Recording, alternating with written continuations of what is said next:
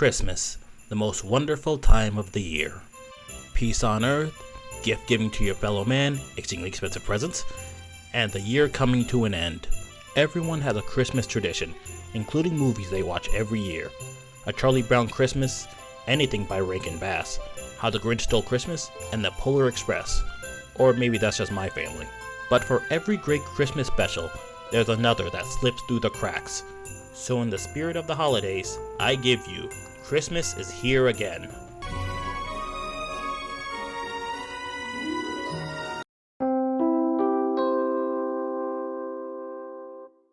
Christmas is Here Again was directed, co-written, and co-produced by Robert Zappia, who is also a writer for Chopkick Panda, Puss in Boots: A Furry Tale, Tappy Toes, and a number of episodes of the 2014 Tom and Jerry Show, with his brother Marco serving as the other co-writer, having previously worked on Dinosaurs, Home Improvements, Boy Meets World, and MacGyver, and Jim Prater being the other co-producer, with the animation being done by Renegade Animation, the same company behind Hi Hi Puffy Amiyumi and the intro to Ben 10. The movie premiered on October 20th, 2007 at the Heartland Film Festival before being released on DVD on November 4th of the following year.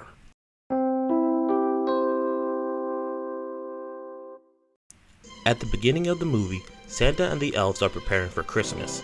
Everything is going well until just before takeoff, where Santa's large sack Good night, everybody! is suddenly stolen from his sleigh. Without his bag of toys, Christmas is essentially cancelled. 30 years have passed since, and Christmas has become a distant memory, with the world becoming a much more depressing place without the joy of Christmas. Perspective shifts to Sofiana, a young girl living in an orphanage. She walks with a cane due to being crippled in a car accident that also claimed the lives of her parents. Despite this, as well as the abuse from the other orphanage kids, the dismal setting, and the orphanage being run by a harsh and cynical woman, she remains optimistic and outgoing, with her dream being to become a chef. While out in the woods, she encounters a frozen elf named Paul Rocco, who takes Sofiana back to Santa's workshop, where she meets Santa and learns about Christmas and the joy it used to bring. But without Santa's enormous sack, Good night, everybody! he's unable to deliver presents to everyone.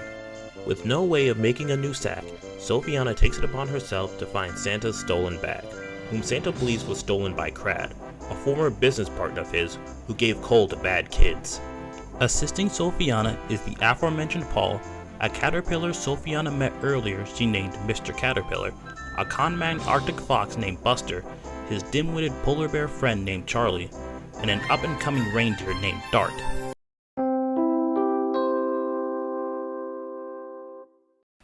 As expected with most Christmas specials, there are quite a few songs. However, they suffer from being rather slow in tempo. The first few songs manage to make it work, since they tend to have a more calm and even somber tone. Santa's on his way with his reindeer and his sleigh. Santa's on his way, bringing gifts for Christmas Day. Everyone I know is full of sadness and of woe. Does this have to be this way each and every day? Now it's been so many years since that sack has disappeared, since Santa has ridden on his sleigh. All the girls and boys have missed out on Christmas joy. A smile, it seldom comes their way. However, the later songs, especially Crad's song, suffers from being so slow to the point of dragging. It gets so bad that even the characters get bored. The music was done by John Van Tongeren, who is an accomplished TV and movie composer, but I don't know if he solely did the score or if he also worked on the musical numbers. I've also heard that the musical numbers were done by Robert Zappia by himself, but I have no way of confirming.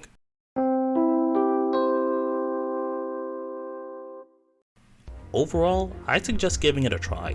It's not an amazing movie, nor is it awful. On one hand, the movie has a cute and charming art style, a fairly original concept, and nice visuals. But on the other hand, some of the songs are incredibly slow and boring, and the movie itself tends to drag at times. There is also one other thing. And Mary brought forth her firstborn son, Jesus, wrapped him in swaddling clothes, and laid him in a manger. Precisely the reason why we can't just make another sack. I don't understand. You see, Sophiana, Santa's sack is made from the swaddling clothes that were used to wrap the baby Jesus in the manger. Each Christmas Eve, Santa delivered gifts from the magical sack to remind the children of that great miracle. The birth of the newborn king. This is probably one of the very few Christmas media that has both Santa and Jesus, instead of just referring to one and ignoring the other. But for some, it can be blasphemous, offensive, or just not a big deal. But despite its flaws, it's very clear that Robert put his heart and soul into this movie, a personal project of his, which I think counts for something. The movie also has a rather impressive cast list. The voice of Sophiana was provided by Madison Davenport. Don't be scared. I won't let you fall. My name is Sophiana. You're cute. Do you have a name? Crad is voiced by Ed Asner. Look at those no-good do-gooders. They can't actually think they stand a chance against me. Why, I could crush them with the tip of my little toe. Buster is voiced by Norm Macdowell, while Charlie is voiced by Brad Garrett. I'm Buster, and this is Charlie. You have to forgive us, we don't get many visitors up here. Nope, sure don't. Not many. Well, not any, really. Well, there was that penguin, but he got separated from his colony, so he wasn't really a visitor, more like a disoriented day tripper. Oh, right enough. She gets the point. Santa is voiced by Andy Griffith. Believe me when I tell you that Crad is one crafty fellow. We searched for years and years, but could never find a way into his coal mine. We only knew its entrance lies somewhere on the highest peak of the tallest mountain in the North Pole. And now, I'm afraid I've just grown too weak to continue searching. Paul is voiced by Daniel Roebuck. Thank you. That is so much better. Oh, make it stop. Somebody make it stop. What's the matter? Brain freeze. Oh, ow. You're funny. What's your name? Paul Rocco at your service and forever in your debt.